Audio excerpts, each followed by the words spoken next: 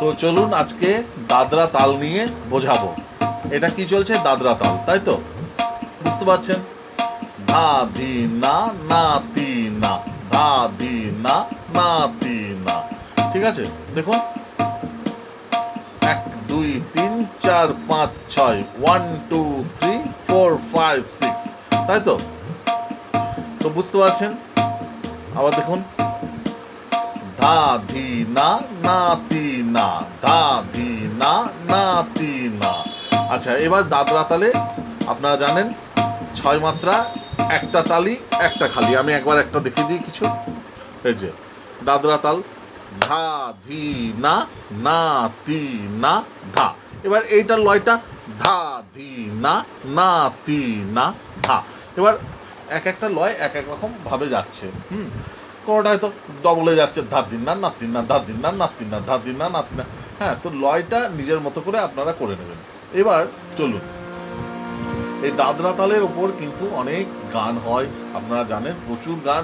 এবং কোনো গান 4 মাত্রা থেকে উঠছে, কোনো গান 3 মাত্রা থেকে উঠছে, কোনো গান 2 মাত্রা থেকে উঠছে। তো দাদরাতে আগে চলুন কয়েকটা অলংকার দেখুন। গান তো অনেক গান তো শেখাই দাদরা তালের উপর।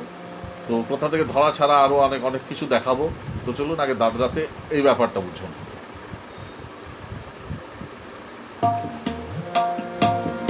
এই যে ধা, সোম বললো, ধাতে সোম, আর 4 মাত্রা খালি। ঠিক আছে, ধা ধি না না, এই না যে হচ্ছে এটা খালি হয়ে গেল। হ্যাঁ, মানে যখন আমরা এই যে তাল দেখায় না, আর একবার দেখায়, এই যে যখন এই যে ধা, এটা সোম পড়লো, তাহলে কি ধা ধি না না, এই যে না মানে অনাঘাত সূচক, এটাকে খালি বলছে। তাহলে আগে সারগাম দু একটা দেখায় অলংকার। সা রে গা মা পা ধা নি, ধা নি সা নি ধা পা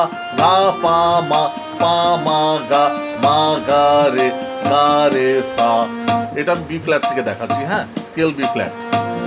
এবার এইটাকে আবার কেমন ভাবে গাইবো?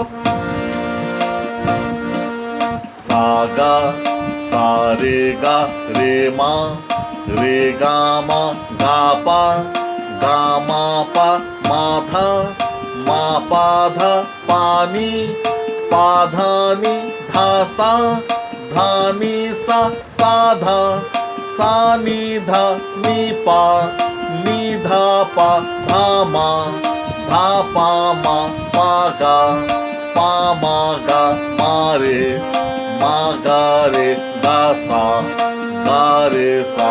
তো বিভিন্ন রকম ভাবে। আবার সা রে গা মা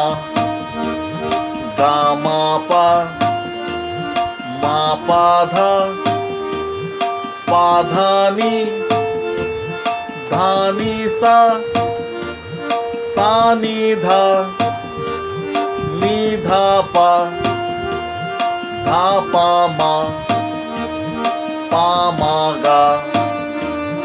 মা গা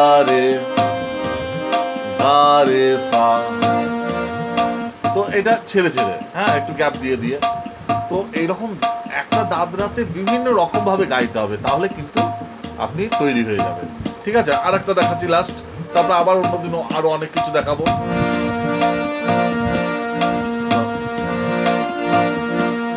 সা রে গা রে গা মা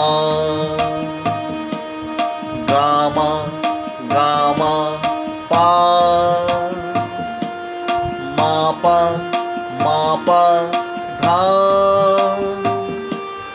পা ধা ধা নি ধা নি সা নি ধা নি ধা পা ধা পা